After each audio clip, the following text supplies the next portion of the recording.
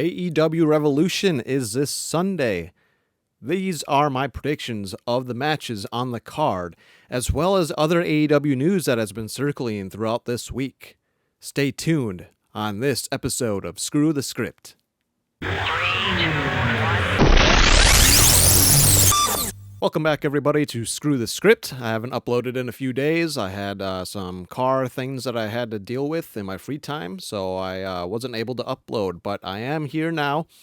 And we are going to talk about the AEW Revolution card for this Sunday. Looking very forward to this pay-per-view by AEW. It's really starting to look like it's going to shape up to be one of the best pay-per-views on record for AEW as a whole, as long as, there aren't any mishaps, which can happen on these big shows for both AEW and WWE alike. But let me adjust my camera here. So we'll start with the card, and then towards the end of this video, I'm just going to go over some real quick AEW news that has been circulating around the internet, and just tell you my points on that. So first up, we'll get started with the card. So looking on the card here, I have it on my laptop to my left. So I'm just going to brief look at it and then start from there. So I will start with, again, kind of like what I've done in the past, what I did for WWE's Elimination Chamber. I'm going to go in order of excitement for me. So I'm going to start with the matches that I don't really care for, but, well, let me preface, none of the matches on this card look bad. But there are certain ones that I am much more excited for, and certain matches on the card that, could have been a main event maybe for a Dynamite or a Collision, but nonetheless are on the card. So let's start with the first match, which is the tag title match between the Outrunners and the Hurt Syndicate. Now, don't get me wrong, I love the Hurt Syndicate. They have been getting the push that both Lashley and Benjamin have deserved, and MVP is a great mouthpiece for the two guys, but I really don't see a world at all where they drop the titles to the Outrunners. So I think this will be, a solid 10, maybe 15-minute match total, where we see the champs retain the titles. I don't see them losing to the Outrunners of all tag teams after just getting the titles not too long ago, but nonetheless, it is going to be a good match still. But that is why, for those reasons, that is why this is at the very bottom for me for the match card. Next, we'll talk about the women's TBS title match that is on the line. We've got Mercedes versus, give me 1 second here, I forget her name. Momo Watanabe, if I'm pronouncing that right. Forgive me if I've butchered it. Again, much like the first match that I just went over, I don't see a world where she drops the title to somebody that I believe is from New Japan, if I'm not mistaken. I really don't know much about her. But anyways, I think the match will be fine. It's not going to be a bad match. I think the highlight of the match, though, is going to be the end. I really do think that you get Harley Cameron involved on this card in some form. So what I see is, I'll tell you how I see this match ending. Mercedes obviously retaining, but she gets frustrated in this match because she almost loses, surprisingly. Still retains, but almost loses. After the bell goes and she wins, she continues her assault on Momo, and then we get Harley Cameron to come out. Those two run it back a second time, or maybe third time. I believe it's just it'll be 2 matches if they have another one. And I want to see that happen. I want to see Harley Cameron win the title eventually from Mercedes. I think that's where we're heading with this. And then, further down the line, I've expressed my love for Megan Bayne. I think we get Megan Bayne to get involved in the future. If Harley Cameron wins the title, she is the face, and then Megan Bayne is the monstrous heel that comes in for that feud later on. But that is my prediction for that match. Okada versus Brody King for the Continental Championship. Again, in order of excitement, of the matches that are the most predictable, This is, again, one of the more predictable matches on the card, but I think it'll be the best of the three very predictable matches on the card that I have. Okada retains after a solid 15-minute match, and I just think this is going to be a classic, big guy versus technical wrestler match. I think it's going to actually be one of the best matches on the card. I know a handful of people aren't really excited for it that I've seen over the internet. I am. I really think Brody King deserves this push that he's been getting as a singles competitor, and I hope it continues in 2025 despite him losing this match, but I really don't see Okada dropping the title, and I'll tell you why later in this video, but that is my prediction for that match. Next, we have a match with former AEW World Champ Swerve Strickland versus Ricochet. Now, before I go any further, I really do think Ricochet has excelled in AEW. Not to the likes that we saw when he was with WWE. So far, I think him with the heel turn has been golden. I think it's the right decision. I am glad that he has been turned heel. He really just gives off that cocky persona that he's honestly just perfect for. It almost comes off too natural in a way. So hey, props to him. Now back to the match. I do think Swerve wins this. It should be a very spot fest match. I don't expect it to not be with Ricochet, the way that he wrestles, his style. And even Swerve can do some crazy spots here and there. So I do expect this to be a really fun match. But it sits kind of right in the middle of the card for me. Again, I don't see Ricochet winning and pinning Swerve. I think Swerve gets the upper hand in this feud, in this match for Sunday night. I don't think it ends there, though. I think they'll have a rubber match in the future because I believe Ricochet beat him the last time they had a match, if I remember right. So I think there'll be a rubber match. I think the feud just continues. Swerve wins and thinks, hey, okay, I'm done with you. Let me move on. But then we don't see Ricochet allow that, and the feud continues. MJF versus Hangman Adam Page. This one I'm relatively excited for, just because these are two homegrown AEW talents in the company that have been around basically since day one. Pretty much since day one. And they're both young stars. They're both under the age of 35. I know MJF is not even 30, if I'm not mistaken. I think Hangman is close to 35, but I think he's only around 34. So very young stars. Hangman in his prime, MJF about to head into his primes. For me, I think the prime years for male wrestlers anyway are their 30s. I think that's where they have everything. They have all of it glued together. They have learned how to cut promos. They aren't as green in the ring. That decade, that's where they excel. So I think this is going to be a great match. I do see MJF coming out with a cheap win now that he is heel again. And much like the last match with that prediction, I think this just continues. I don't think the feud ends there.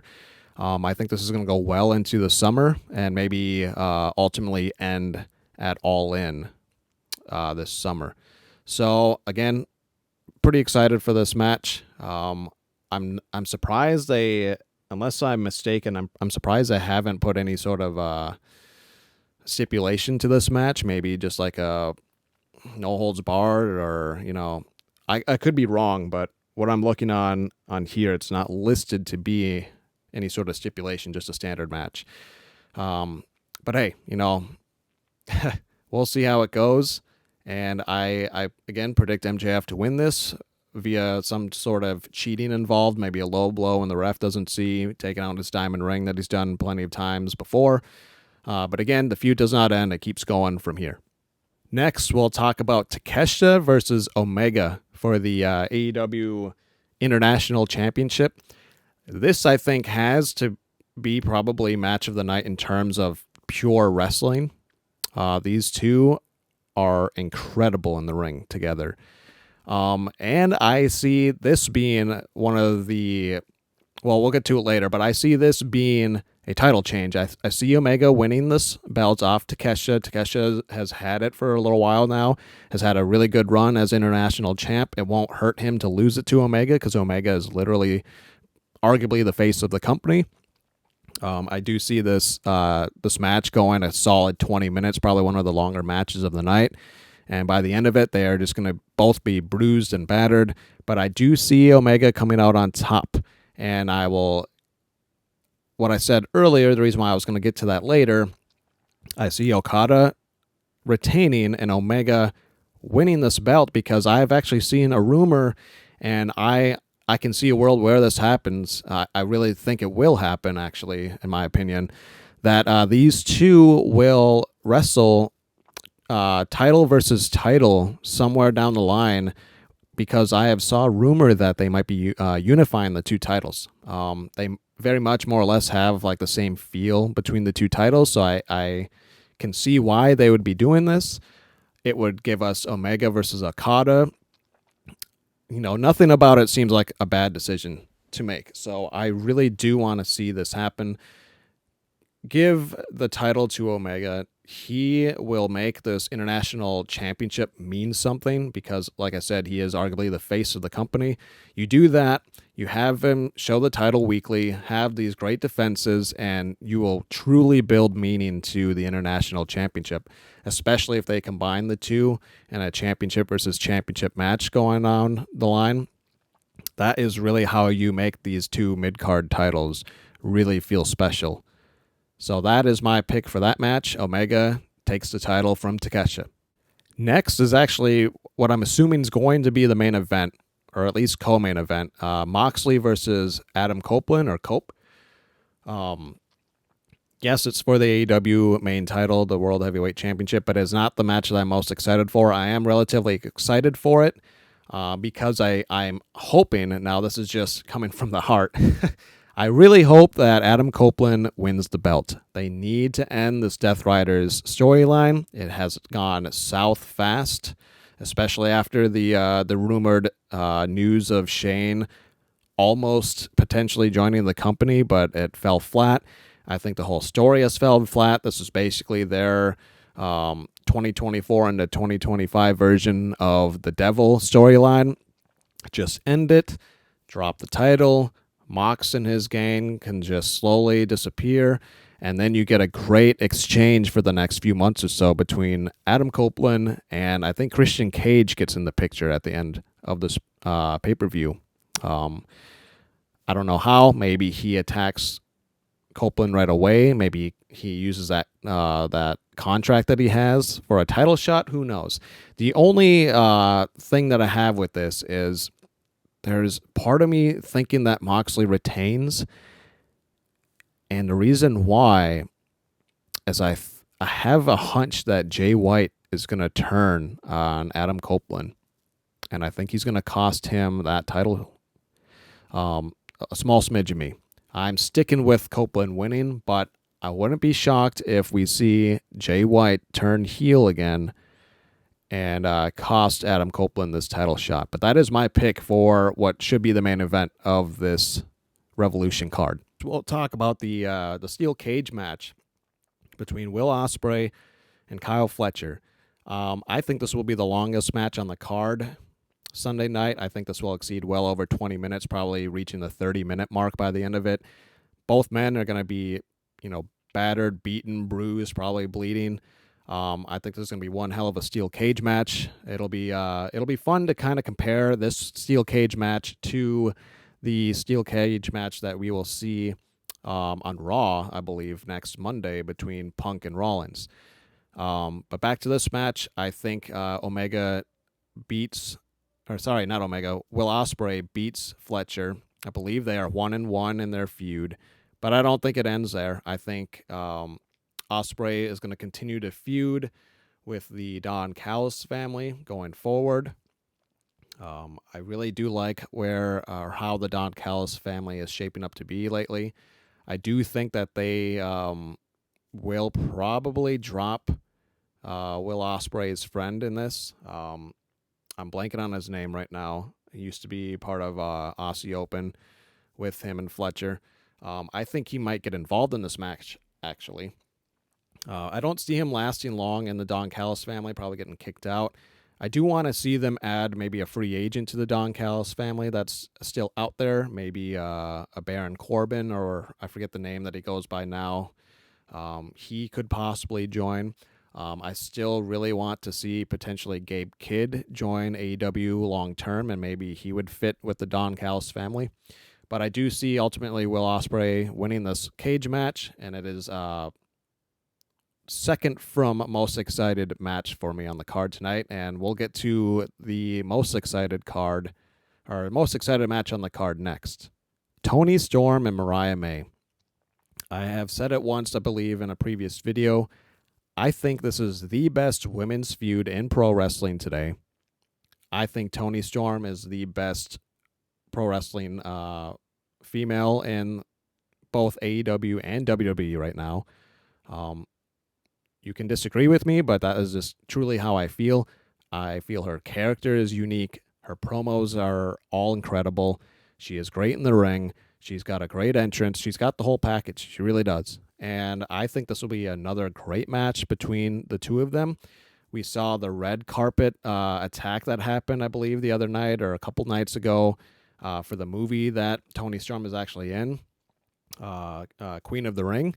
I mean, you can't get any better than that with the feud. I mean, they are taking it to the next level outside of the AEW ring, outside of the promotion in itself, and on a red carpet you see the two of them, get in each other's face. And boy, I'm just really excited for this match. I think Toni Storm retains, and sadly I feel like this may be the end of that feud after she retains. I think as great as something is, it can't go on forever or else it does get stale. For example, the Bloodline, at least in my mind, got stale over a year ago. But I digress. So that is my prediction for that title match. I really see Toni Storm retaining. I think this will be one of, if not the best, women's title match, just in terms of raw, like emotion, the build-up, the feud that these two have had for, I think, well over 6 months now, it feels like, or at least I believe it's been over 6 months. So I'm very excited for this match.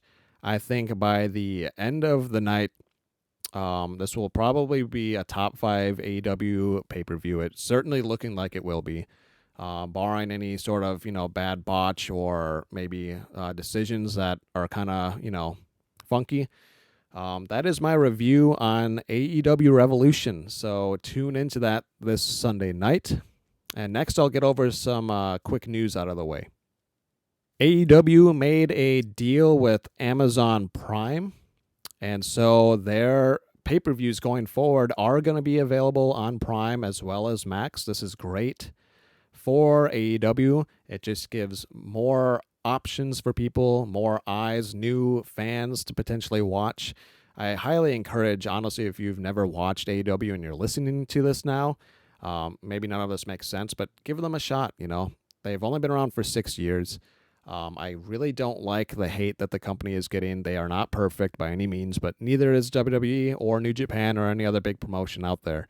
But for whatever reason, these last few months to half a year or so, a lot of people are just living to hate AEW. Yes, they have made some mistakes in their short time of the 6 years that they've been around. But let's not think that hasn't happened with WWE. I mean, I could literally say one name and a plethora of mistakes comes up from that one name, Vince. So stop the hate. I am a pro wrestling fan. I have recently reconnected with WWE because the last year and a half now, Triple H has done a great job with the WWE, and I hope it keeps going forward. It's just, it's great for business. It's great for us as fans, pro wrestling fans, to have better wrestling in WWE again, at least in my mind, and to have AEW around. They are competition, whether you want to admit it or not, and it's good to have competition. Think of all the people that left WWE before AEW was even around and just would have been out of a job, or didn't, go to AEW and, get a resurgence and then go back to the company, like Cody Rhodes, for example. And then you see people that are now leaving AEW who were stars in the company and now are going to WWE. Penta, Ricky Starks, who is now Ricky Saints, Ray Phoenix is probably heading over there. Malachi Black will probably return as Aleister Black, and so on. I could go on. It is best for business to have competition, and this news of Prime is great for AEW.